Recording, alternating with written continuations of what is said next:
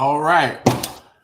It is 7:30-ish on a Sunday night. So that means once again we are back live in the man cave. This is Polk, your number one source for high school basketball in Polk County. We appreciate y'all rocking with us, spending a little time tonight. We don't take it for granted. We do appreciate it and do appreciate the support as always. So before we get started, we want to say what's up to the All-State coach, All-State PG. What's going on, fellas? What's Happy going Sunday. Hey, happy Sunday, man. Happy Sunday. Congrats on y'all guys, Laker Nation. Picked up a big win today, right? Without the Kane. So that was Yeah. big AD, AD showed up tonight. yeah, AD gave him all they wanted tonight. He gave him all that plus a little more. So congrats to y'all on that. PG, know you've been busy. I know it ain't like when are you not busy? But so I don't know if you got anything in the I actually don't. I don't have anything because I didn't get to see the game. So um, I want to hear you guys talking and I'll tune in. okay.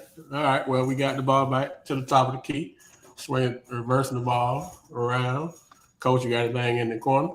Coach, I don't have a thought tonight, but we big on giving flowers while people are living. And one thing I want to give flowers to is Coach Woodside in the Winter Haven basketball program. Um, we had the expectations that they was going to make the championship game this year, and I think they represented Polk County well. And I want to, highlight those kids. That's a tough loss. In the way they lost, I'm pretty sure that that's going to stick around for a long time for them. But I also want to highlight the Polk County girls hoop page and the job that they're doing over there. If you haven't subscribed to them and you follow girls basketball, you really need to like that page. They're dropping their top 10 rankings over there. Um, and we have a great partnership with them. So we want to make sure that we highlight and give them the flowers and the good job that they're doing over there.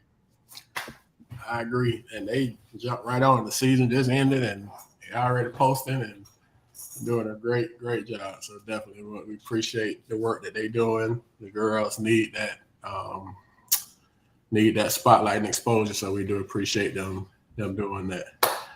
All right. Well, before we jump into, that was uh something I want to just kind of want a topic I want to start with. So and I guess it's a NBA topic, but it can easily, trickle down to high school. So over the weekend, Jay Morant made a not a good decision, and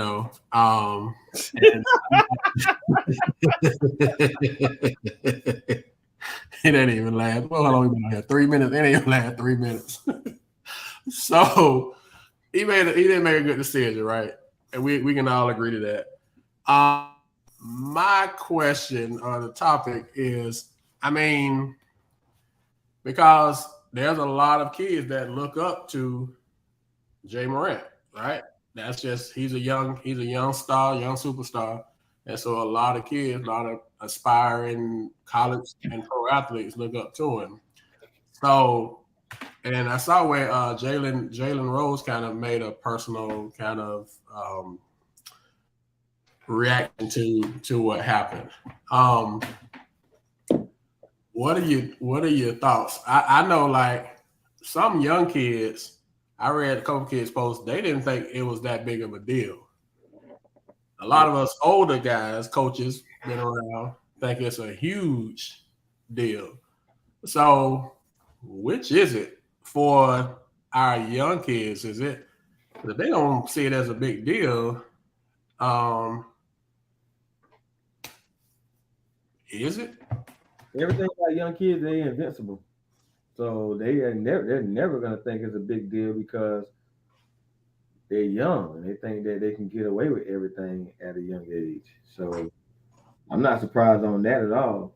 He didn't get arrested or nothing like that. So they're gonna be like, what's the big deal of it?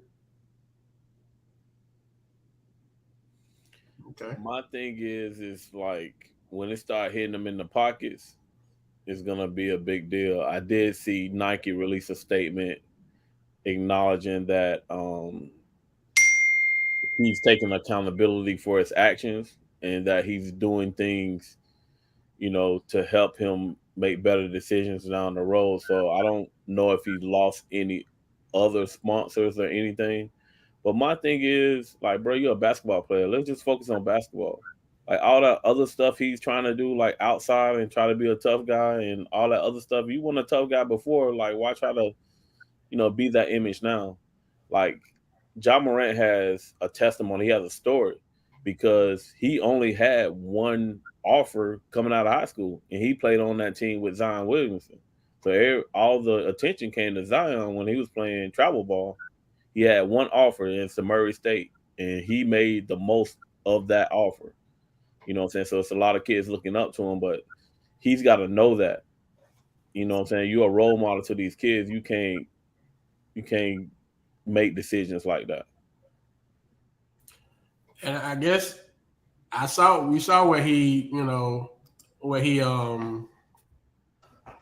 he issued a statement. He issued a statement essentially kind of, apologizing to everybody that it affected. And they gave him a two-game suspension. I guess they said at least 2 games, so we figured it'd be 2 games. You just worry because like I saw what Shane is kind of saying in the comments, that he got to kind of examine the people around him as well as the actions of his father. So does his dad become, because he always there, he always on the camera, he's just as much a public figure almost as Morant. Is his dad a problem? But then, and that's the second thing what Vince just said. I was gonna say he made the statement. But we understand you got a team, you got PR people and that kind of thing. So was that just something somebody typed up and he just tweeted under his account? Are you really remorseful of it? We'll tell if he's remorseful if it's repeated. If he has a pattern of this behavior, we can tell that he wasn't sincere when he gave that apology. My thing is like, don't make your off-court decisions affect what's going on the court. You know what I'm saying? Because you can get blackballed and get, shunned about the league. You know what I'm saying? That's not what you want. Yeah. And if you have to separate from, you're talking about his dad, if you have to separate from them, then that's what you're going to have to do. You're going to have to have that conversation like, hey, Dad, you need to stay, out of the public eye, out of social media, and let's not bring this negative attention, to what's going on. Like, you taking care of, I'm pretty sure he's taking care of a dad and whoever in his circle. But y'all can't, bring this negative attention to what we got going on, including and then I was about to say kind of what Shane said in the comments. Boss, you doing this in like Memphis. You ain't, I don't know him personally, but I'm assuming you're not Memphis. They kind of move a little different. Memphis have had multiple episodes on First 48. So is that where you really? Yeah. Is that the area that you really trying to be in, man? I mean, like you said, from one scholarship offer to one of the top players in the league. I mean, why do we get to that point and then we just start feeling like we got to move different? Who do you need to impress at this point? You've done the work. Like, there's nobody else that you need to impress. And who are you trying to impress by even having that video and post? For real. Like, I know you got a bodyguard, man. Let them do that. If something happened, they'll take care of that. That's what you paying them for. That's what you pay people for. Let the people do their job, and you do your job. Like you say, go play basketball and live a life that these kids, kicking and scratching and clawing, trying to have a sniff of an opportunity with, don't. I don't know. I just know our kids are so influential. We have some talented kids in the county with basketball, football also, and they become very you can be influenced by that stuff. They think that that's the way you're supposed to be, that's acceptable. What y'all doing it, and he only got 2 games. Like Marlon asked a question: do you think if he wouldn't apologize, would he have gotten more than 2 games? That's a good question. I mean, It ain't over. They're investigating, so it ain't even over. That's from Memphis. Oh, you think the league on ban him too? Oh yeah, the league definitely gonna ban them. Okay, Alcohol and weed brings out a different bully in you. that's a good point. That's a good point. All right. Well, I just want to kind of touch on that since it has a way to trickle down to our kids, especially since he's so young and he's so like relatable. He's kind of the face of the young generation. I mean, so if he's doing something, definitely people are watching, kids are watching him. So that was my whole thing. Us old heads, Hawk in the club, old school, we see it a little different, but yeah. So my thing is that race tight in the West, like just a matter of a blink of an eye, you can jump from 2 to 7 just like that. So he can't afford to do this to his team. and it's like that becomes almost selfish, man. Like how do you? But then they, like you say, you get that money, you think you're untouchable, you think you bigger than what bigger than the brand, or you're bigger than the team, and you just hope that he learned from. You hope he actually admit the stuff that he posted. You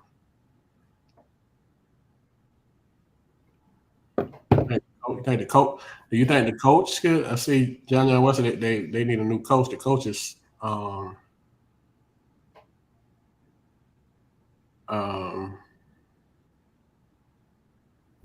The coach is young, so that I don't know. I do think it's. What the coach got to do with an NBA player's behavior? Do they? That's a question. Do they?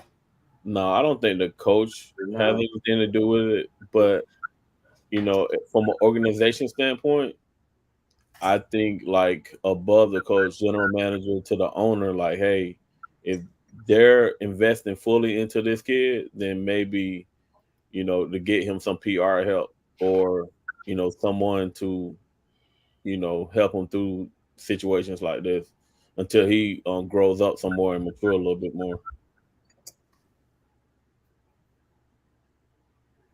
Okay. All right. Make sure I read these before we go on.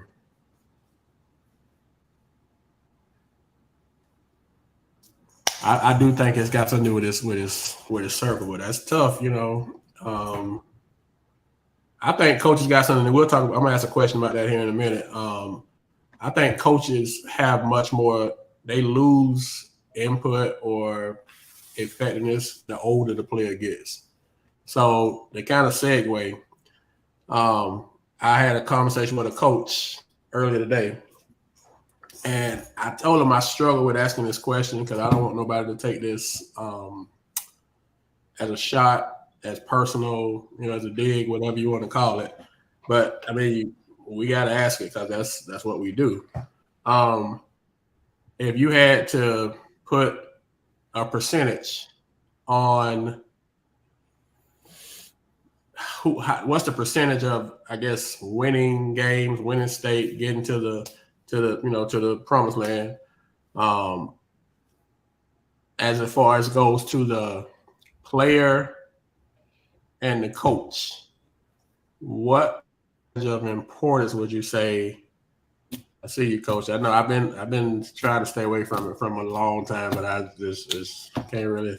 So I'm putting that disclaimer out there. This is not a specific anything, although I'm sure it's going to be taken that way. But percentage wise, I see brother left already. No, I'm I'm doing multiple things, bro. Okay, if you got 100%, and you say, okay, this percentage has to go to the for it to happen. This percent has to go coaching. What would be the perfect mix for you to get the perfect cake? I'm not understanding the question.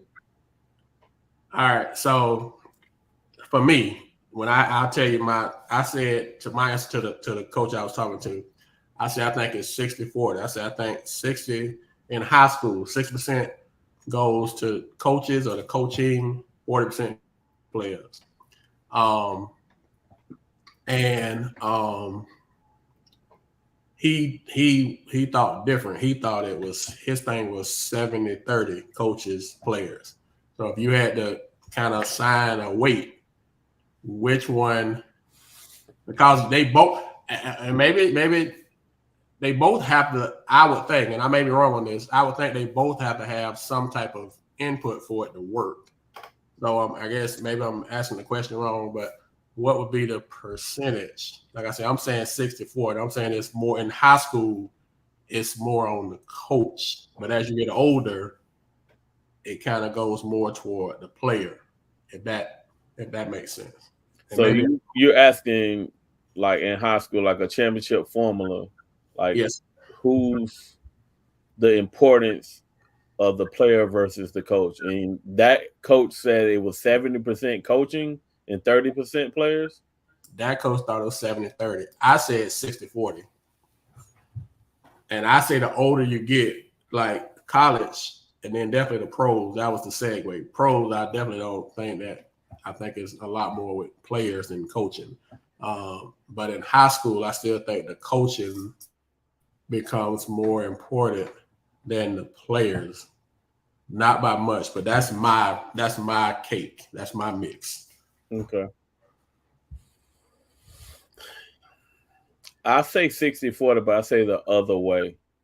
Because my thing is you gotta develop players, you gotta have players in order for your program and your system to work. You know what I'm saying? You can't just have just anything and just start winning championships.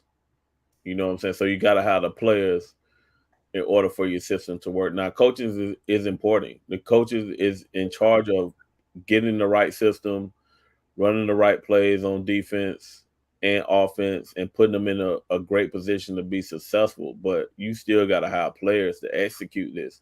The coach is not shooting no free throws, not making no layups, not turning the ball over, not getting no rebounds. So I still think that percentage is higher on the players because you got to have players to get it done. But coaching is definitely important, but not more important than the players because they're out there getting it done.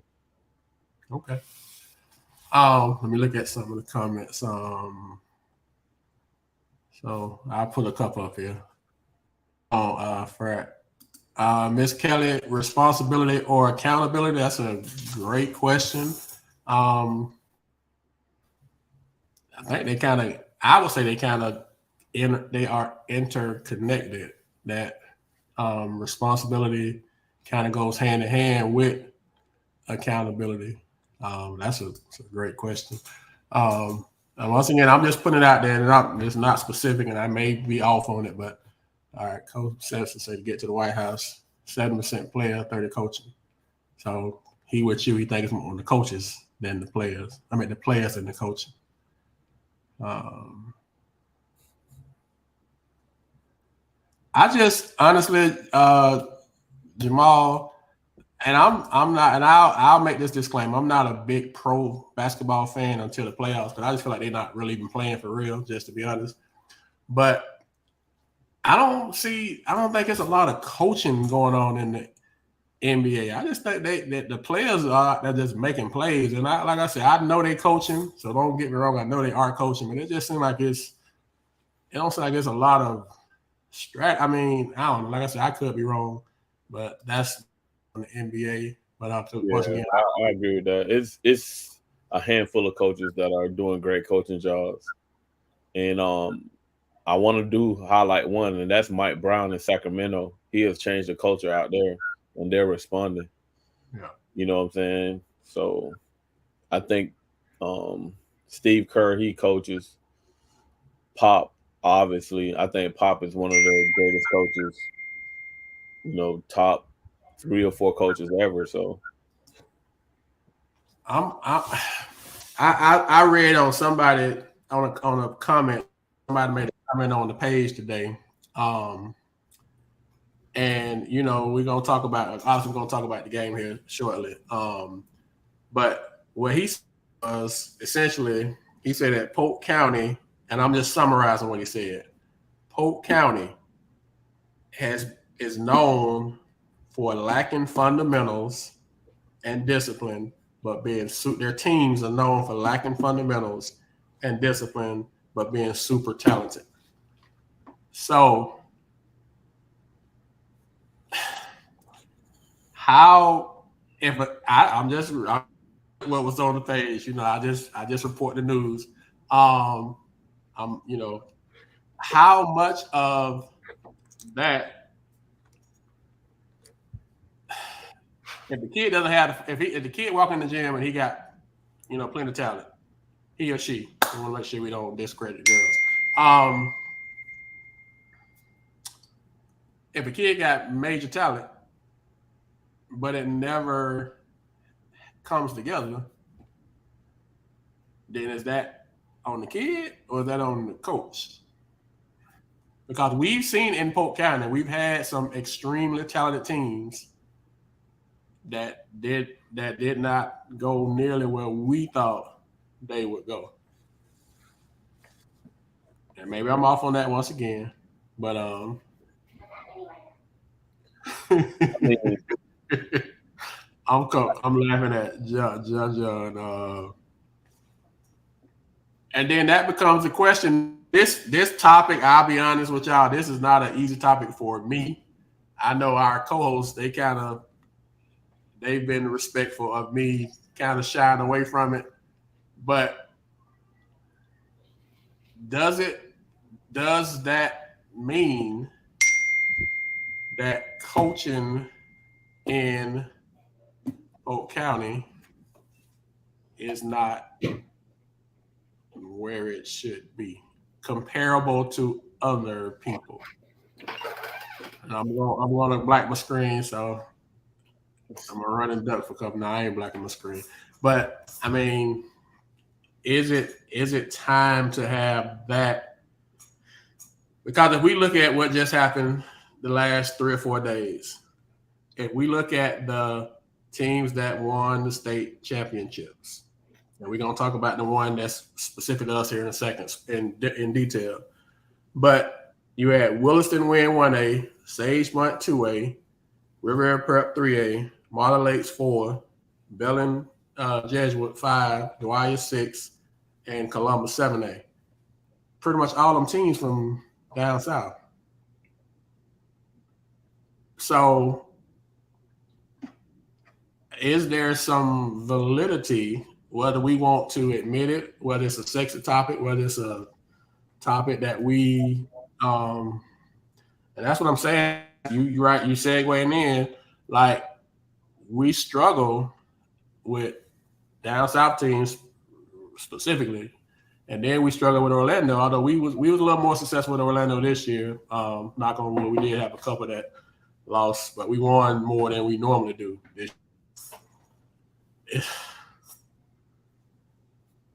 What is it's more kids to choose from down south. So Marcus, does that mean we behind? And if we are behind, how do we, to you, Marcus, Coach, PG, anybody in the chat, how do we catch up? I mean, if we are behind, first of all, I guess we gotta own that we behind. And that's a pride thing. We're not really had that conversation in some cases.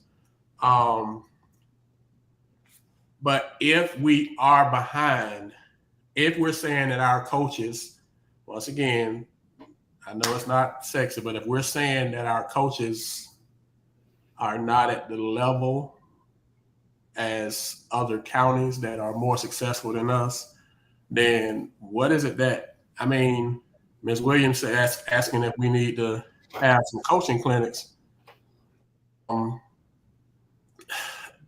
if I I've been so left, but I'm so lost. So y'all saying the coaches in I Polk don't County? know. I guess the thing is we're saying with Polk County, we somebody made one. There was a post, there was a comment that was made on on the page. It's and essentially the guy said that Polk County, his thing was the reason why Polk County doesn't win like people down south, specifically because they win more than anybody else. It's because we lack fundamentals and discipline. I want to make sure I read it right. We lack fundamentals and discipline, but we're super talented. So my question is, if we are super talented, if our kids are coming in and they are super talented, but they're lacking fundamentals and discipline and they're not developed, like somebody said something about development earlier, does that go to coaching if they come in the door with all this talent and nothing happens with it to the point where we're continuing to see the parade of South Florida teams coming up here year in and year out and going back down south with Well, most of the championships? first of all, the South. All right, let's look at let's break down South Florida Yes, sir. basketball. Right, Dade County doesn't dominate the state. This their first year actually having this many teams. Broward County dominates in basketball because they have more access to year-round playing and probably more funding and taking the game more. But they lack it in football. So it's like you gain one, you lose. We dominate in football. They don't dominate in football. But Broward County over the years just have year they do it year round. They have more facilities, and I think they take basketball with more of a pride than what we would say we do. Our focus has always been on football in Polk County. I don't think it's just the coaching. I just thinking that we're lacking a lot of the tools and financially what they have down there. Plus, in Broward County and in Dade County, you got more professional athletes that kids are now coming up in that area. So their training is a lot better than what you would have here in Polk County. Um, I can't blame the coaching. Part of it is the coaches around here don't take the sports. If you don't blame anything with coaching, they don't take the sport as serious year round. Maybe because the pay is not good. And that's what I was going to segue into is that maybe we can get more quality coaches on here if we look at increasing the pay. I know I've seen an article lately. It's been running around a buzz for football about increasing the pay here in Florida. Period. Um, but at the same time, coach, it's what you put into it. You know, if you work hard, I think the coach work ethic is got to be even harder than what he demand from his kids. And express all the time about trying to get better. You know, talking to other coaches, stealing from other coaches in order to improve. You know what my teams are doing. I was talking to a college coach today. I was like, "Hey, coach, I need a better zone offense than what I've been running." And, I spent 20 minutes with him talking about zone offense. I think I think the coaches around here uh, just need to put more into it, and it got to be intentional. You know what I'm saying? You can't keep doing the same thing over and over again, expecting a different result. Like, what are Well, we doing? can I ask you What are this, we? coach?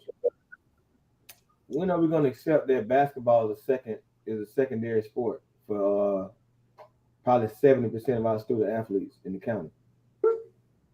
For example, look at Lakeland. Their whole team came from football. Not one of those kids are going to get basketball scholarships. So we don't have the basketball. We don't have the design. We don't have the kids that are 100% into basketball like down south too.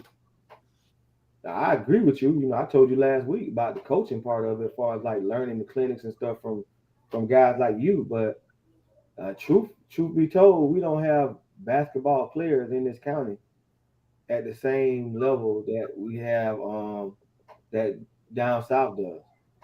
So even Orlando, we don't have kids that are all in for basketball.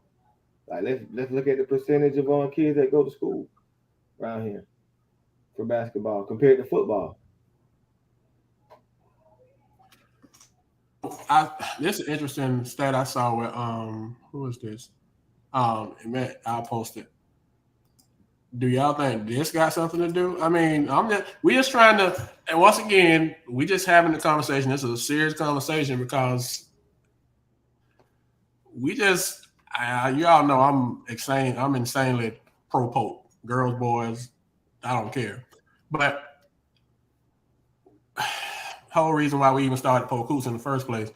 But we got less schools than they do down south, right? And we saying down south specifically because they came up here and just ran through the Civic Center a couple of days ago.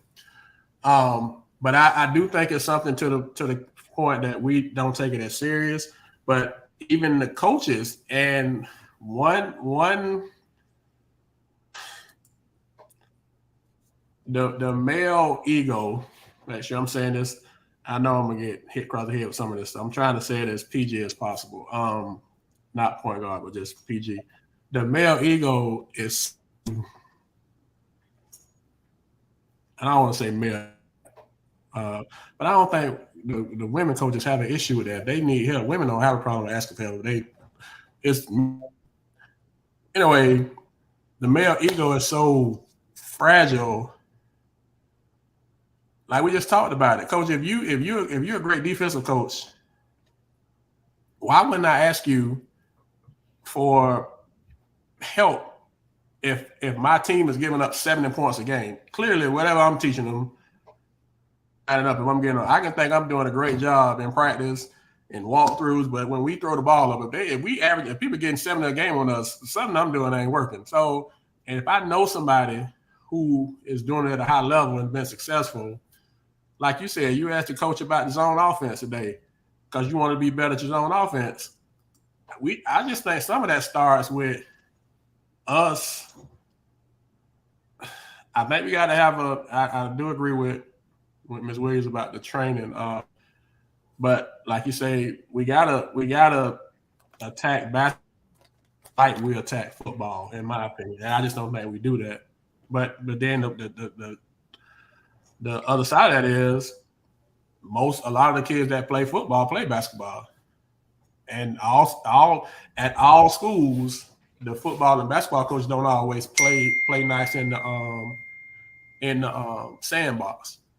So so if I got a kid that's a great running back, but he's also a great forward, and me and the coach now, and I'm the basketball coach, but the football coach is like, you can't go do this, you can't go do basketball, you can't go do, that makes it hard too. So I think it needs to be year round. I think, like coaches are saying in the chat, kids need to be more serious about it. I do think that our coaching could stand to be better. Sorry, coaches. I just think it needs to be said. But I think even from a school board standpoint, like we're behind times, coach. When we go to gyms in Atlanta, they're having 2, 3, 4 practice courts. Even Southwest Florida, they have their main gym, they have an auxiliary gym. You know what I'm saying? I think, we're just behind. Like you're building new schools. Like why wouldn't you build a new school with an auxiliary gym? You know what I'm saying? So these kids can have more opportunity to get in the gym. Even if it's being used by somebody else, you can go to the auxiliary gym and get training and get shots up. You know what I'm saying? We just behind. We always are 10 steps behind everybody else here in Polk. So does the administration share some of this? Because this is the thing. Y'all know I was very pro Polk girls and boys. And people said I was crazy for saying what I said, and I'll stand on that. I'm just if it's a Polk County team playing, I don't care who they playing. I'm gonna go for Polk. We legitimately had now it didn't work out for Victory on the boys side. OCP just kind of, but we had three teams that legitimately coulda, shoulda. I know you coulda, shoulda. I get that. Was like one possession, one play away from either getting to the White House or winning a whole state championship. So you go back and look at Arbondale, they should have beat Jesuit, and Jones made it to the Final Four. You look at Lakeland, should have beat, and I know it should have, could have, would have. They should have beat Calvin made it to the Civic Center, and Winter Haven, which we'll talk about in a minute, was 20 seconds from winning the championship. And on the girls' side, we had two girls teams get there. We had Lake Gibson get there, and Winter Haven got there. Winter Haven was what 3 possessions from winning state. So it's not like we don't have the talent or the ability. So what I mean, it's just, but it just seems like I understand that close only works in counts and horseshoes and hand grenades, but it just seems like we're top heavy right now, and it's like we're doing what we're doing, and we without the resources, we're doing what we're doing without the facilities, we're doing what we're doing without the year-round training and the coaching being at a higher level. So just imagine if we could get that, how much better across the board we would be. And I guess for me, it's great that we had a couple, but I'm just greedy. I just be wanting everybody. I just they the other counties have everybody coach. Why can't we? And like I say, I may be dreaming. I've been accused of being a dreamer sometimes, and I'll own that. But I'm just like, and Coach, I got to piggyback on Miss Williams, man, and she played there. Coach, what Coach Lawson and our coaching staff does with those girls, Coach, they're in the gym all the time. We have to tell them to take breaks. And people wonder why it's different over there. Like, I was amazed when I first came over there. Those girls are in the gym, they're working all the time. They're working all week long, then they go to their travel teams, and then they put in work. And it's just the fruit of their labor. So I can tell you, the reason why, they are good year in and year out. Every now and then it's going to be some down years talent-wise, which is fine. I mean, it's just Polk County. But the reason why they compete at a high level is because they are always in the gym. Always in the gym. And I don't think that's everybody. It's just not everybody. Everybody don't have that work ethic. I'm not saying it's the coach's standpoint. It may be, in some cases, it may be the coaches, but a lot of times the kids. They don't want to put that work in until they get closer to the season. Now all of a sudden you want to get in the gym. Like, your success from your season starts now. It starts now. So you can't just show up in October thinking state championship. Your quest for a state championship starts now. I mean, and that's the thing, Coach. It starts now at Winter Haven girls. It starts now for Lake Gibson girls, which, I mean, Lake Gibson girls getting to the daggone getting to the 7 player. That's still just like, man. But anyway, they working right now. And some teams that's already working, Barts are working, but how many people are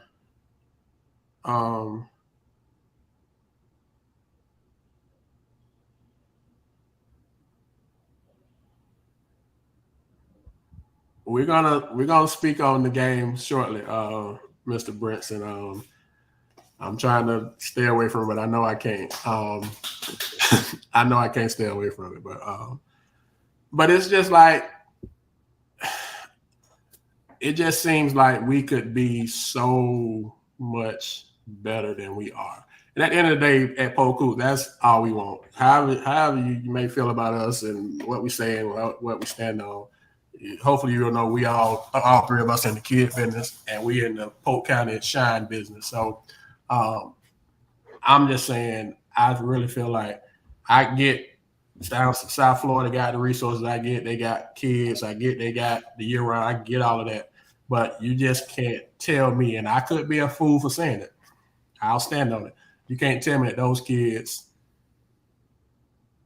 better than our kids. Now, I'm sorry. The Boozy kids, which we'll talk about in a minute, the Boozy twins, okay, they both phenoms. We get that. But after that, you line our kids up with their kids. You get a group of our kids to go down south, and I like our chances against them. It's down south, Orange County, Duval County, Hillsborough County, and once again, that's me. Like I said, I could be just reaching, but I just think that we could do more. It's almost like when I'm talking to a kid. If I'm working with you, if I'm teaching you whatever, and I go over something with you, and you working your butt off, you trying. The best that you can do is a 80, is a 82 or a 75. But you working your butt off for it.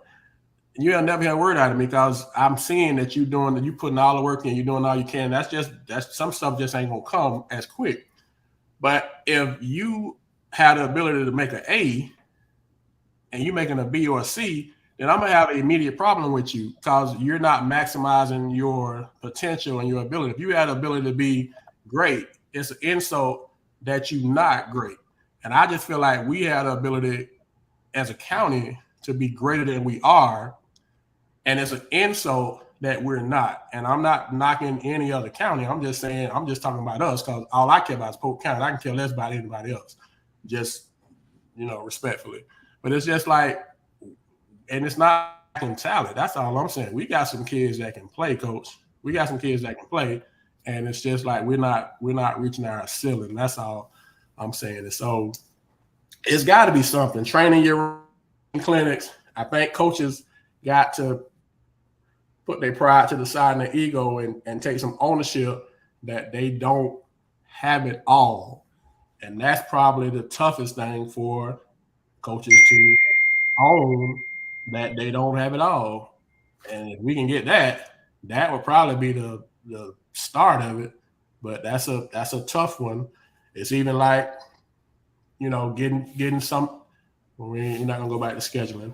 But anyway, I just wanted to kind of ask you all's take on that before we segue into the meat of the conversation.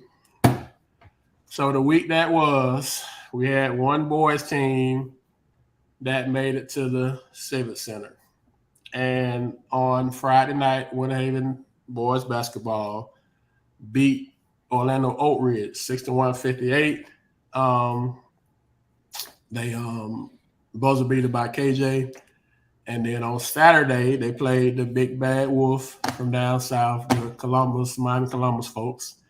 And you all know that I was, once again, if I was living a dream, just don't wake me up. But I felt, I felt we had a good shot. And Winter Haven went in, and for 31, but they lost the game. I won't do it that way. They lost in heartbreaking fashion, lost 50-48. So you all's reaction to the game, I'll go that way. What's your takeaway from it?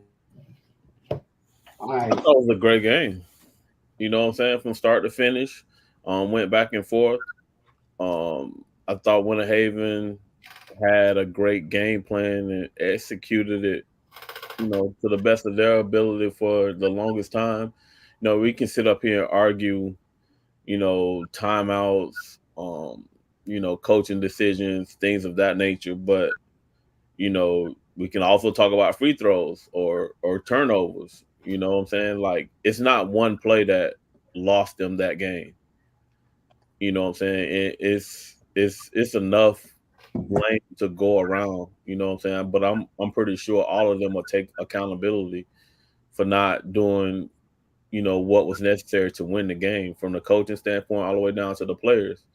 You know what I'm saying? Like, Isaac Salazar, how often does he make that turnover? You know what I'm saying? And it end up, losing them the game. Like how does that kid feel right now? You know what I'm saying? That kid, makes that play 9 times out of 10, he's not turning that ball over. But it's not one play that lost that game, coach. And I don't think it's you can blame the coach all the way, you know what I'm saying? Because the coaching staff did a great job putting them in position to win. It just the ball just didn't bounce their way. Okay. I mean, you gotta look at it was a series of bad shots going down there at the end. You Yeah, know, somebody said something about that. Like they was up three and they shot a 3-pointer. hmm I talked about that. I still don't understand why nobody called a timeout. I agree. I would have called a timeout after they hit the free throw. You know what I'm saying? In order to set whatever we was doing instead of inbounding the ball and getting the ball across half court. That's just We me. had that question the other night too. When KJ had the ball and he held it for a minute, and then they finally called a timeout, and we was like, should they have not called a timeout at that time and let him take the shot? And then Salazar threw up a bad shot, and He threw up a bad shot. it tipped in the hands to get him there. I mean, there's so many questions to So, that. my question to you all from a strategy standpoint, because this has been the last 25 seconds has been a lot of conversation, whether you for or against how it played out. So, from a strategy standpoint, you got guys that have got you to the dance. hmm So Isaac has gotten you there. JP's gotten you there. KP's gotten you there. KJ, not KP. KJ's gotten you there. Dylan's gotten you there. You down the stretch. Do you? Because we know they had timeouts that they chose not to use for whatever reason. You see your kid with the ball. He's been your guy like all year. On one hand, do you trust him to not make that turnover that he made? Or on the other hand, do you say, "Oh man, he in trouble. I gotta save him and call this time out to because it's Timeout when we get to half court, regardless. you go either. What I'm saying is it's two trains of thought, and I haven't spoken. Let me say this: I haven't spoken to Coach Woodside. I haven't spoken to Coach Jamie. I haven't spoken to Coach Kirk. So this is just totally, conversation. So I don't know. This is not but I'm asking, like, what are you, as a coach, strategy wise? Because the night before, like you said, they kind of went with it and it worked out with KJ hitting the shot. But as a coach, because you got three, and like people said in the comments, you can't take them with you. But do you trust your kid to make that? Because you've been trusting him all year. Or do you be like, oh man, my kid, he need a life jacket. I need to save him. So it's kind of Well, I may sound dumb by saying this, right? But it's like I'm repeating myself from last weekend when everybody thought I was just hating on the situation, right? What were they missing? What was Winterhaven missing and on the that field? same coach I talked to today. I said, bro, been saying this all year that they needed because the question came up. They needed a true PG. So the question came up, and I just didn't say nothing, but I'm gonna repeat the question that was asked. If, and once again, if was a fifth, we all be drunk. If Winterhaven had a true PG, or if Winterhaven had what Lakeland had, they had Rowe, would they have been in that situation? You just got the ball in somebody's hand. You have a true PG. No, If you have a true PG, you just got the ball in somebody's hand that you're not afraid to call a timeout, or they will call a timeout, or I don't think you'll be in that type of situation. Like you just putting the ball in the player's hand, and I don't know. I saw the last 25. It's just Yeah. I think you just really got to be in tune. Like I said, I would have called a timeout after the free throw went down. That's just me. You know what I'm saying? And we'd have went over all scenarios in that timeout. Now, as he's coming down and he had that ball tipped, you know what I'm saying, where he was struggling. or whatever, I would have called another timeout. Just as you got to save possession. You know what I'm saying? You got to save possession because you need the ball in that particular situation. But the thing is, though, you don't know if the coach was looking at that or was he looking, down the court trying to get somebody in position. You just don't never know what happened. You know what I'm saying? So you really got to make sure that you're in tune into everything that was going on. But you know, like I Coach, said, it was that one play that lost them that though. it wasn't that one play, and the Wasn't fact that that one play? they had a great game plan to even get to that point. I mean, they was in control pretty much. I mean, they was in the game with 99% of the people thought they was going to get drugged. So clearly, they had a great game plan. Where did that narrative come from, though, Coach? Who said that they was going to get drugged? It was a lot of we didn't, but it was a lot of folks out there that felt like they was gonna get solid. I didn't think they had a chance to beat them guys. I ain't think they could beat them. I mean, my thing is that Winter Haven was a good team. Coach Woodside gave them the schedule in order to prepare them for this game, and they came out and performed, I think, the best of their ability in order to put themselves in a position to win. You know what I'm saying? I didn't think the game was going to be a blowout, but I know they had to have a great game in order to beat them. And I also said, like, everybody's talking about the big boozer, but the little boozer, I told y'all he was a dog. And that's the kid. He's got a chip on his shoulder. He's trying to prove that he belongs as well as his brother. Yeah, you called that. He went out there and had 21 points. You called that one, Coach. But that he'll PG. This is another question that me and the coach talked about. Coach, you as a head coach, so you've been a head coach, you've been assistant coach. I've been well, not anymore, but I was a head coach. I was an assistant coach. So Woodside is going to get a lot. And the sad thing is those kids played their hard side. Was a chance to win. Probably going to remember is them last 20 or 10 seconds, which is unfortunate for the kids and the coaches. And Woodside going to get all the blame. Right or wrong, he going to get all the blame. He will. As a head coach, is it on the assistant coaches? And I can speak for me when I was at Lakeland High School, when me and Coach Collins worked together. If I saw a situation where I felt like we were out or something, then I would call the timeout. So say if I thought last night, if that's Lakeland High School back in the day, me and Coach Collins, and because the game is going on, we don't know what Coach Woodside was looking at. We don't know. He might have been looking at down, the other side of the court. Mm-hmm. He might not even saw Isaac in trouble. I don't know. Like I said, I hadn't talked to him. But let's just say he didn't see it. How much of that goes to, or does it go to, assistant coach? Because if I saw Isaac in trouble and Coach Collins is coaching and didn't see it, I'm calling. If I feel like we need a timeout, I'm calling it. And I just like, Coach, so assistant coach should somebody else maybe have seen it and called the timeout? And I'm not, once again, I know this is a topic, but we got to talk about it. So, I mean, I would say yes. I mean, I only can speak for the coaching staff that I'm on, and we make those decisions like all the time, whether Coach Lawson is looking or not. I'll definitely call a timeout and hopefully that they grant it to us. You know what I'm saying? They just hear timeout from the bench. They're granted to us. Like I said, everybody got to be in tune. You know what I'm saying? Because not these situations happens, then now we're talking if.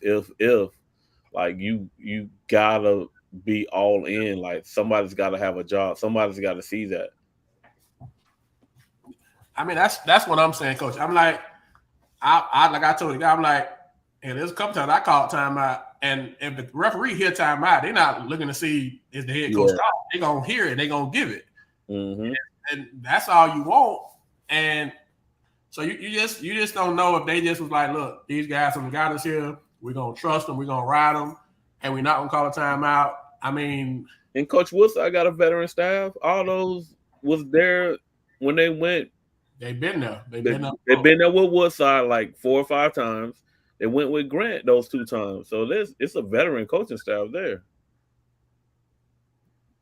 It's a shame that them kids played. They played, and all we gonna talk about is the last 25 seconds, man. You almost rather go in there and just get the brakes beat off you. You know what I'm saying? As opposed to like, man, we right here and we had the game.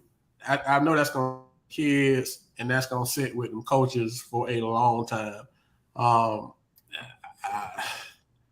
so Woodside gets it all. Woodside gets all the blame. I mean, like your frat brother said, bro, it starts and start with the head coach. You know what I'm saying?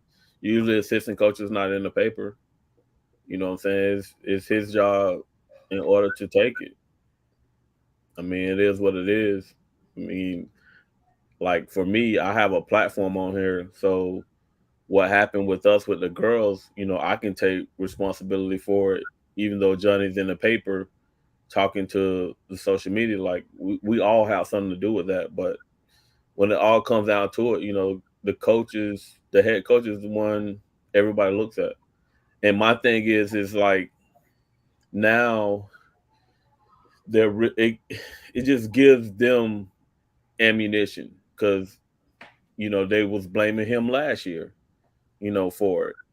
You know what I'm saying? So now 2-point game, great game, great game plan. Of course, he put his kids in a position to win, and now we don't want to give him credit because of the last 25 seconds. I mean, I think it's unfair, but it all starts with him, though. Okay. I mean, so Coach Ampbo, we've said all year they need a true PG. We know that Isaac is not a true PG. Isaac will tell you not a true PG. And to your point, that's what I'm asking. So since he's been your dog, he been your horse for the last 2 years, do you just trust him? So sound like you saying you would trust him also. You would not have called the timeout either. Is that what you're saying? And if that's what you're saying, okay, that's an individual coaching decision. I've been saying that before the 25 seconds, so I don't get it. We've been saying all year they need a true PG, but it didn't really hurt them, if we want to say hurt, until the last 25 seconds last night. So you would have trusted him. And that's a coach, that's an individual coaching decision. So you would have kept your timeouts. And that's why was the ball not in Jamie hands? First of all, why was the ball not in Jamie hands? That's the better question to ask me. Say again now? Why was the ball not in Jamie hands? He been running the point more than any of them. I wouldn't have put the ball in 25 seconds while running the set. I was running a set for Salazar. When they came out the timeout the other day, they ran a set. Then he got the ball, correct? Am I right? On Friday night? Yeah. Yes. Okay, so but they called timeout, and it was at half court for that. When they tried to inbound the ball, he was inbounding the ball and tried to get it to KP, but the kid hit it, and it ended up back in Isaac's hands. So, I mean, you got to give credit to Columbus where they was really trying to get the ball out of KP hands, and they did. Where was JP on the bench? They were all down the court. It was just them two. It was just Isaac and KP down there. So no set was ran to get the ball. They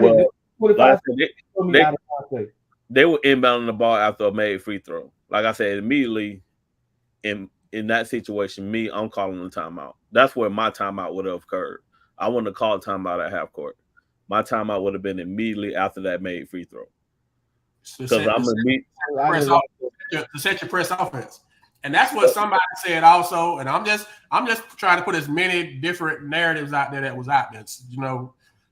There was another was why didn't they run a press break or have a set press break offense, which it didn't look like they had. And like you saying, to your point, Coach, if they look like they didn't have it, then you call a timeout to draw it up to make sure you got guys where you want them to be. If somebody else he wanted to have the ball, then that's, like I said, that's when the timeout should have occurred.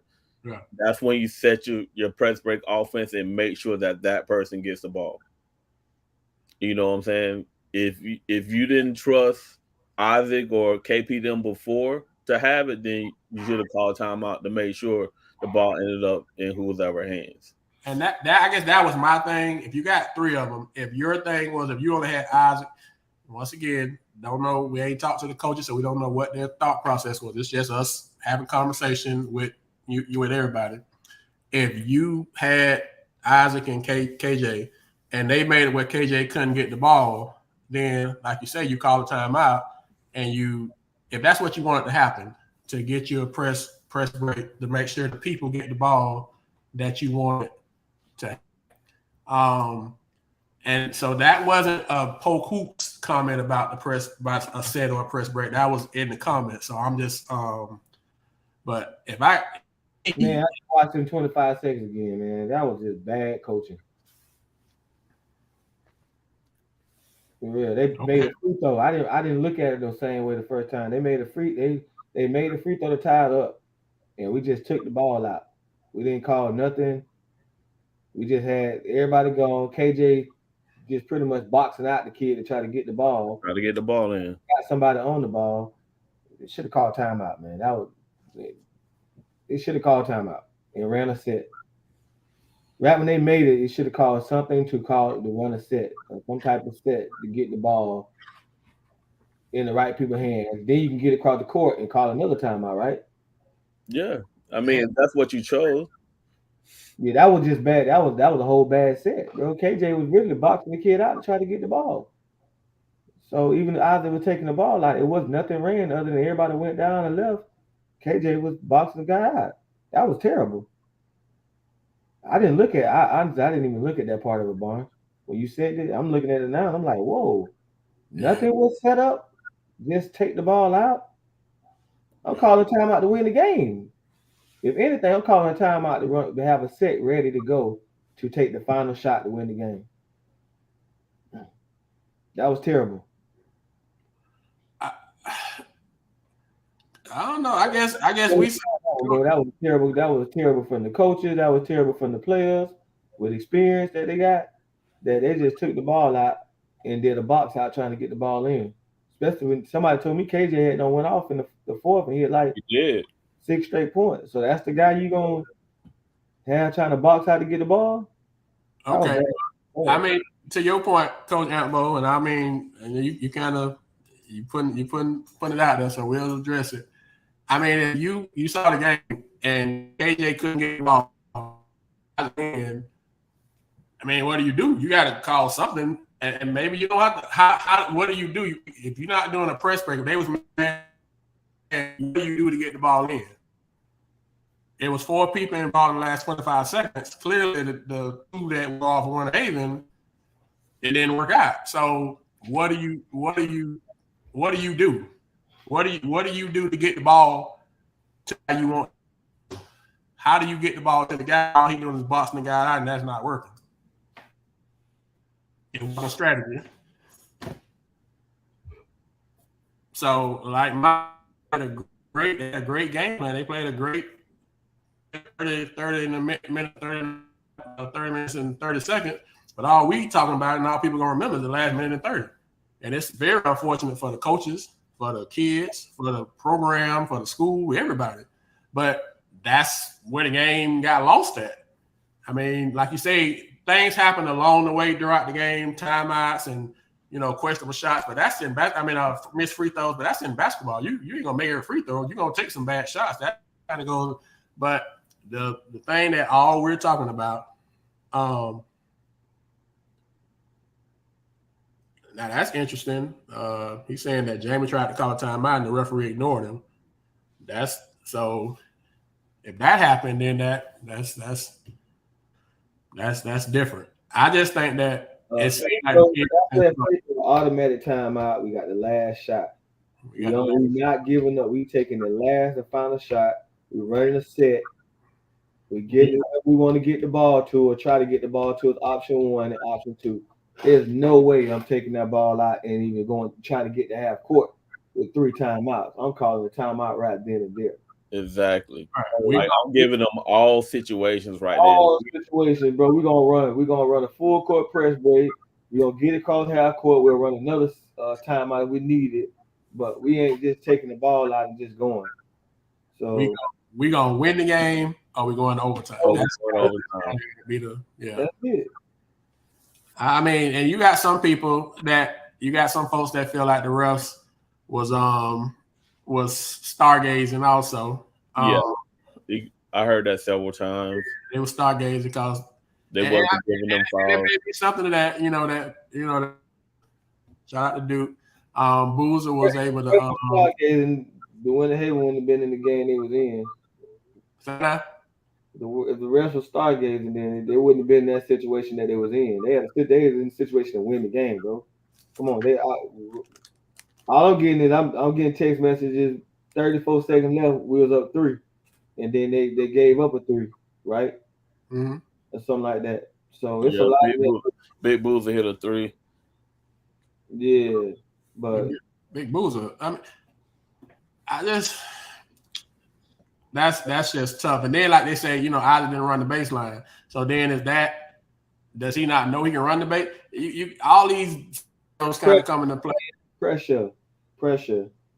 That pressure make you forget a lot of stuff. Yeah, So I just who was your point guard guarding JP? Because he wasn't guarding those two. You said was the other Boozer guarding JP? Yeah, he was at times because I'm talking about that situation right here. I'm talking about that situation. I don't remember. He wasn't one of the two that was down on the court with JP and Isaac. So Tyrell, first of all, shout out to TNJ, man. TNJ went in the White House, man, and gave it to. That's what I'm asking. So that's maybe why JP pushed down. I don't know. Do you think? I mean, I don't know. Like Tareebas is saying that coaching the last minute and a half was trash. So does that totally discredit the coaching wasn't no trash no last minute and a half. If a bad shot is taken, Billy Needham just went through that same type of scenario. They had a situation where kids started doing what they wanted to do. Yeah. We up 3 with 134. You gonna blame it on coaching when you take a bad 3-pointer? We just talked about that with Lakeland. We just was the coaching in the game? Huh? Yeah. I say was it good? So it was great coaching to have them in that position, but it was trash coaching the last minute and a half. Nah, man. You shoot a 3 when you up 3 with 120 to go. That's the coaching fault. Come on now, it ain't all on that. They just should have called a timeout. Now that 25-second scenario I just witnessed, they should have called a timeout. But kids out there playing the game now, coaches on the sideline. That's it. Yeah, coaches can't defend. You can't blame them. Not put every blame on the coaches. Now for me to just say it should have been a timeout, I think every coach in America is supposed to call a timeout after the free throw to set up something to win the game. Right. Come on now, if it's any fault to that scenario, that why don't call a timeout right there to set up a press break, whatever it is, to get everybody calm. But before that, it had to be some plays made. When Hay was up 11 the other night, and that ain't had nothing to do with coaching. They kept letting that boy hit them threes. At some point, right, Coach? You coaching now, and you year round. You have offense for zone press and man press, right? Yes. And maybe coach was thinking, once again, I keep saying we ain't talked to none of the coaches, so we don't know this. We haven't had this conversation. Maybe he was thinking he gonna get cross half court and then call time and kind of hold that whole NBA thing. Mm-hmm. Like, the fact that he had multiple timeouts, maybe, if you had one time and you trying to save it, I get that. But the fact that he had 3 timeouts and this kid was in trouble, you got to help him. But to your point and to the coaches, point, you can't. It's plenty of coaches in this chat box, and I know plenty of times you done drew something up, coach. You just dealt with this 2 weeks ago. You drew something up, or you got a game plan. Then the kid come out there, like you said, and take a bad shot or run something different. Like, that ain't what we just talked about in the timeout. That ain't what we've been working on all week. You ain't got no way of knowing the kid is going to do that before they do it. And I think sometimes the coaches get a bad rap on that because it's just assumed, that you told the kid to take the shot. Why would I? If we up 3, what said I'm running? If we up 3, say go ahead and take a 3, as opposed to trying to run. I can't believe that a coach would say do something like that situation, and maybe they even with did. KJ, boxing the kid out, like I know KJ played for McGriff, played for Shaw. You know what I'm saying? I've seen we teach kids, basically get their back to the sideline. If not, you banana cutting through. So for him, just to stay there and just try to box the kid out, you know what I'm saying? I know we trust those type of kids. He's a senior, you know what I'm saying? Isaac, been playing since he was a freshman. Like they just gotta we putting these decisions into 16, 17-year-old kids, bro. Yeah. And that's what it comes down to. Hey, do you Billy D, as a defensive coach, right? In that situation, because somebody just said you get a defensive time to set up. How many coaches gonna run a full court press after a timeout in that scenario? I don't see that happening a lot. No, So because you don't want to foul. You foul, you well, end you up free post throw line. question. Ain't no team running no press with 25. You got to go solid.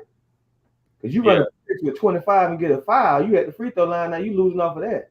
That I don't even get that one, bro. Like Amar Davis saying you get him to set up a press. I call a man a fool who sets up a press with 20-some seconds to go. In the game time. In the game tied to put yourself in a foul situation.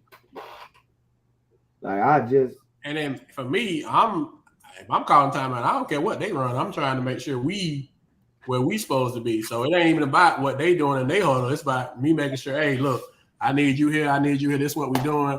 If this work, we getting the ball. If this don't work, hey, we still got 2 more timeouts. So if you get in trouble, you don't feel good.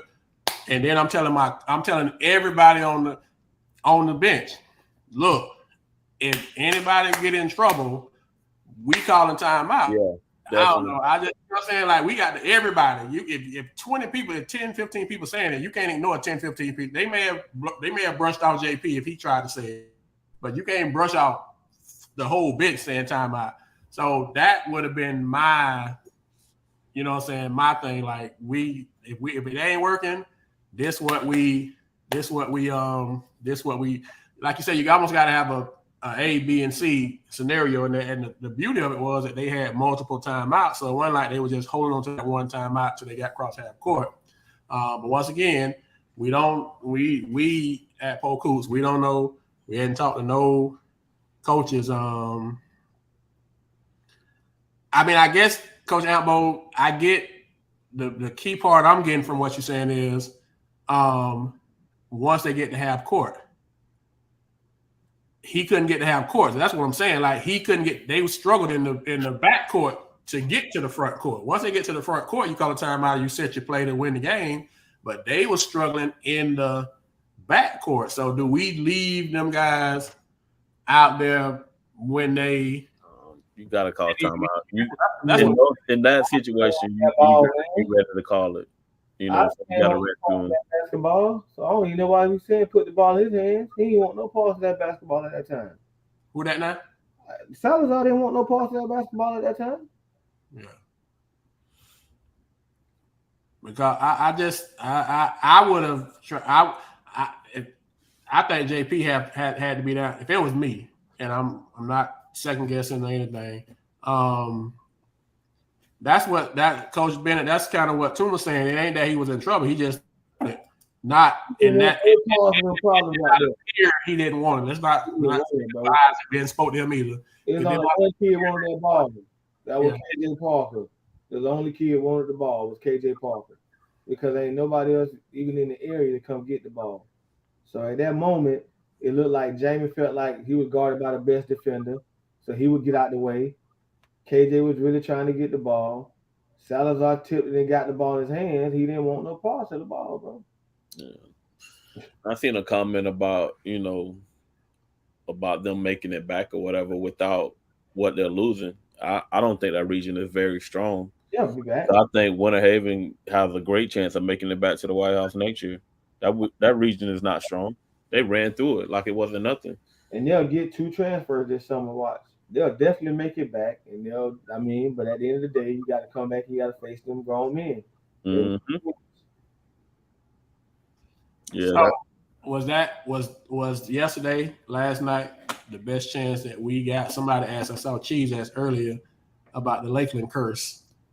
Has it extended from a Lakeland curse to a Polk County curse? No, of what, winning a championship or just getting to the White House? Bartow just won 2 back-to-back. We can't even call it a curse. We just won 2 back-to-back 2 years ago. Okay. It's only a Lakeland curse. So only Lakeland. just Lakeland. That's a Lakeland curse. Okay. Lakeland can't get there. So yeah, man, we well, I'll speak for myself. I won't speak for the PG and the coach. I was not looking forward to this conversation today at all. I just feel so bad for the boys, the guys, the coaches. I know Coach Woodside and Coach Jamie and Coach Reddick, because we know these guys personally, like way past Polk Coots. So I know they probably ain't slept since the zeros went on the clock. So it's unfortunate that they had a great game plan. The kids played it hard out. They gave themselves a chance to win the game, and it came down to. But that's basketball, though. It comes down to situations. It come down to late game situations, and you gotta just. Like I said, I had no interest. Honestly, I know we had to talk about it, but I feel so bad. I feel so bad for that program, girls and boys. I mean, the girls lost heartbreaking, boys lost heartbreaking, and both ranked teams that probably nobody gave them a chance outside of their locker rooms to go in and have a shot to win the game. So we, at Polk Coots, I know most people in the county also. Man, we so proud of Winter Haven girls and boys. We're so proud of how y'all represented yourself all year long. You stayed away from negativity. You stayed away from BS. You stayed away from all of the noise. Girls too, bro. We probably Lake Gibson girls too. Right, and Lake Gibson girls too. I want to leave them out. For making it there, y'all represented us well. Y'all made the county proud.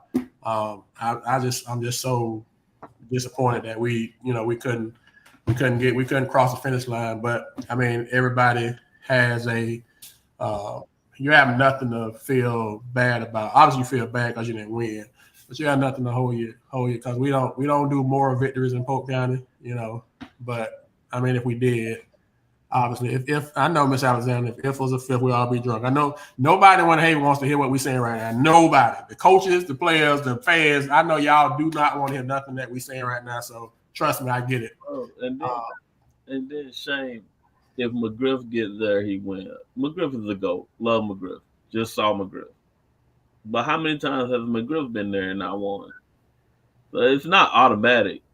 You know what I'm saying? It's not automatic when you get there that you're gonna win. And Coach, are we so, because we ain't really talk, and we ain't even talked about it a lot here.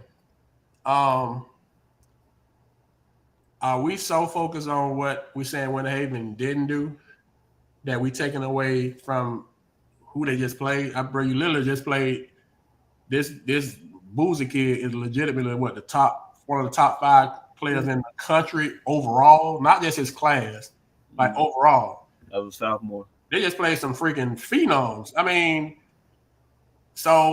and they legitimately should have beat them. I mean, shoulda, woulda, coulda. But are we just assuming? Are we not giving these people enough credit for even being in the position? we ready to crucify Woodside. Would we be even having this?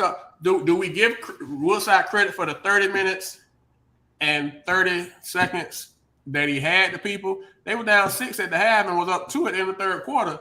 I mean, they made some great adjustments in the second half to give themselves a chance to win the game. And that's what I think is I give him and the coaching staff a lot of great credit. Yeah, that's my thing. I think we. You know me. I've been on went in on them. I'd have been on like. Yeah, Coach. It's like we ain't giving these people enough credit for the game plan for having their kids ready to play and for being in the position to win the game because 95% of the county and the state thought they're up. So it's like, we giving credit at Polk? We shout out to Coach, Woodside and Jamie and Kurt for having their guys ready to play and giving themselves a chance to win.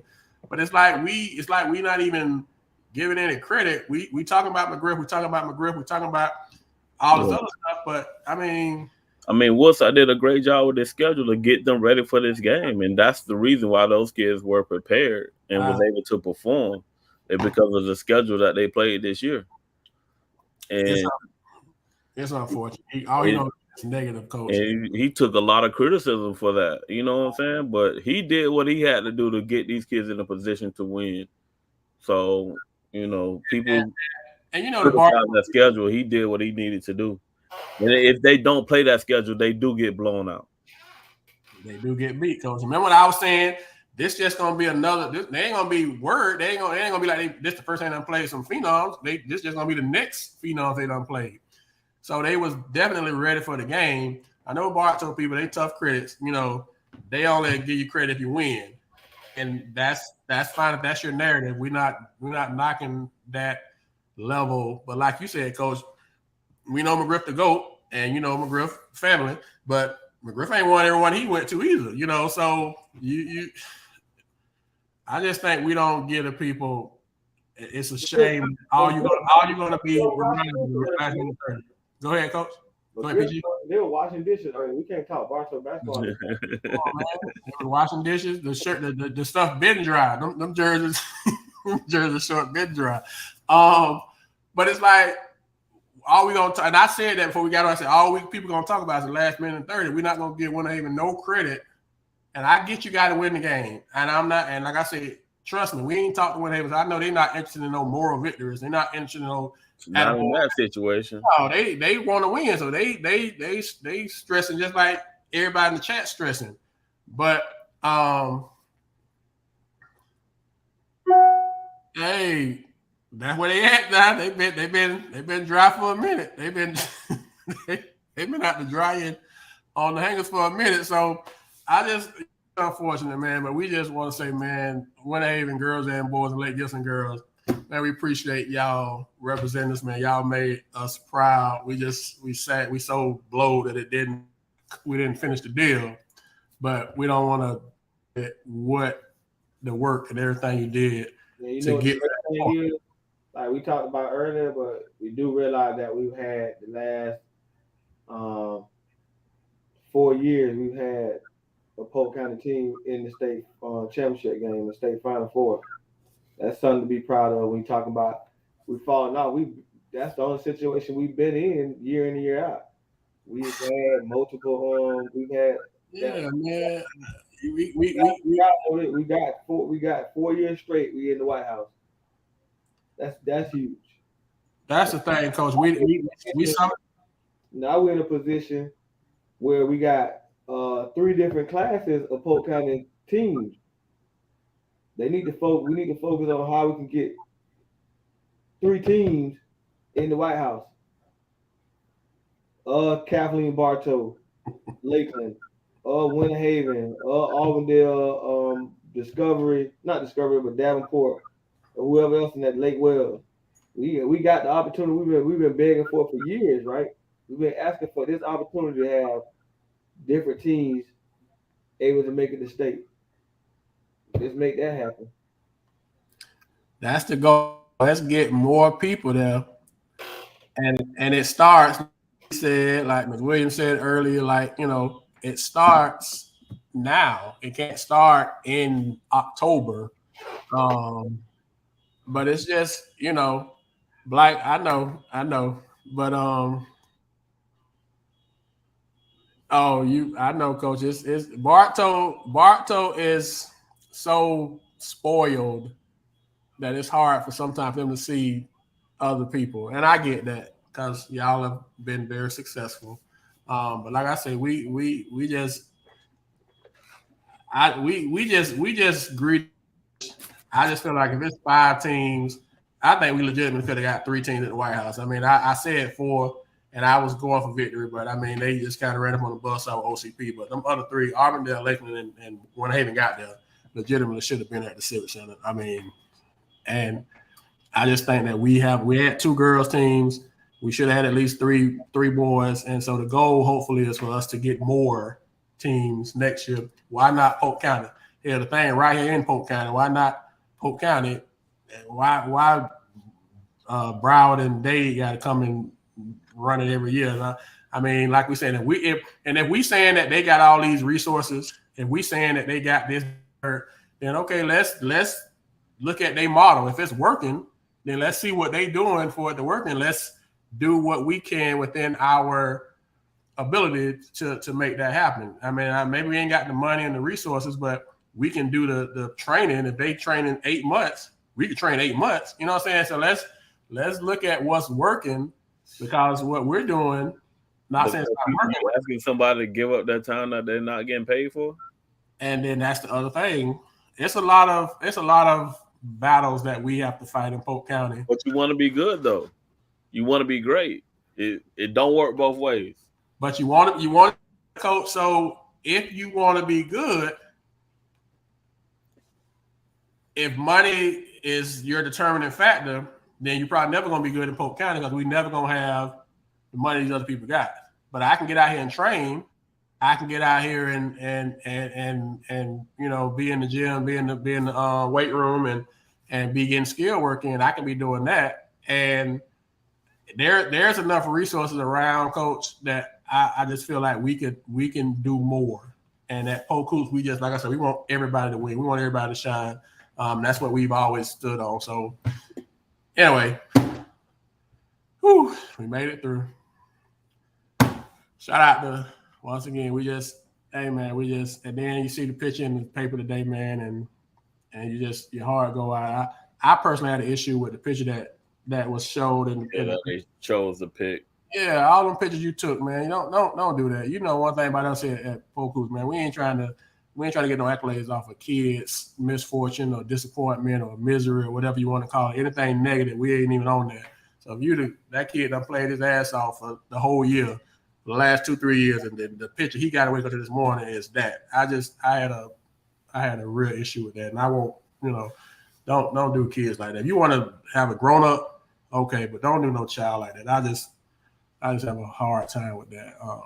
Anyway, that's just me too. So anyway, man, we are done with another season. We got to start now looking at the end of season accolades, all Polk Hoops teams, where we can upset some more people and rankings and all that stuff, which we'll start to look at. But yeah. But yeah, Coach Hagan, man. But like Coach Billy D said, man, the girls, they've already dropped their rankings. We kind of wait a little while for ours. We have to do a little more discussion, because we get a lot more heat that comes our way. But anyway, yeah, Coach Bennett, that's the unfortunate thing. It's us against us, and everybody not ready for that conversation, but it's a very true one. We've had it a couple times off the air. It's unfortunate. it's man, I thought we was gonna get out without the sentence. I tried to get out, man. But anyway, so we'll yeah, man, we appreciate y'all rocking with us this year, man, for the season, and we'll keep plugging away at it, man. We're gonna, hopefully, coaches will be motivated by how close some of them got, the fact that Winter Haven got there and had the people, the fact that Winter Haven girls got and had the people, the fact that Lake Gibson girls got there with 7 daggone girls. That ain't motivation. I don't even know what it is. Hopefully that becomes motivation and not like Coach Bennett saying where it becomes a negative, but it's a positive. If they can get there, we can get there. Let's see what they did to get there. Hopefully that's the way you look at it and not the way that a lot of people look at it, which is unfortunate. So in any event, man, we're going to go ahead and jump off this thing. Travel ball season is officially open. A lot of people have already played some tournaments, people getting their teams together. So hopefully part of what Coach is saying, as William said earlier, hopefully you guys are in somebody's gym getting some work in and you're not just hanging out. and hoping that, you know, it's going to just happen if you don't put the work in. You got to work, like Coach said up here, that hard work and dedication is free. Great quote to end the night. Hard work and dedication is free. No Man, matter coaches, what. man, make sure y'all get y'all schedule together. Schedule is so important. We just saw that. We saw a good schedule. It happened with Lake Gibson girls too. They played a tough schedule and they got beat up a little bit early. People was talking trash and they made it to the White House. Winter Haven did it, girls and boys. So scheduling matters. Scheduling matters. It ain't about how many wins. It's about making sure your kids ready when they need to be ready. So hopefully y'all took a page from those 3 teams. Book the people that probably scheduled the best, you know, however you feel, White House. So anyway, we'll probably get a lot of inboxes and comments off this show tonight, and we're okay with that. So, man, we're going to let y'all go, man. Hope y'all enjoy your week, man. Y'all be safe. Appreciate y'all rocking with us. Once again, so proud of Winter Haven girls, boys, and Lake Gibson girls on representing us in the county, man. We're proud of you. We hate that we didn't finish a deal, but we're not going to discredit all the work and all of the great season that y'all had this year with your respective program. So till next time, man. We'll see you next. We appreciate y'all rocking with us. Take it for granted. I bet y'all be safe, man. Till next time, we out. Take care.